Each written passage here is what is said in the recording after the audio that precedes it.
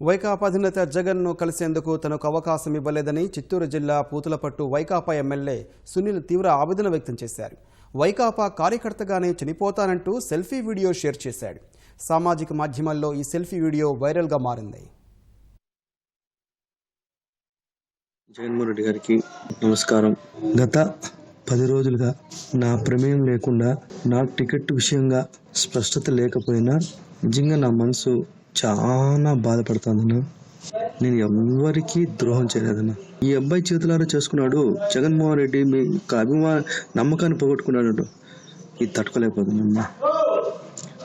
కానీ ఈ నిందను భరించలేకపోతున్నాను. నేను చనిపోదామని డిసైడ్ చేసుకున్నాను. చనిపోయే వ్యక్తి నిజం చెప్తాడు అని లోకం నమ్ముతుంది కాబట్టి నేను చనిపోదలుచుకున్నాను. చనిపోయే ముందు మీకు రికార్డ్ చేసి పంపిస్తున్నాను అన్న. నేను ఏ లోకంలో ఉన్నా నన్ను గుర్తు తెచ్చుకున్నాను.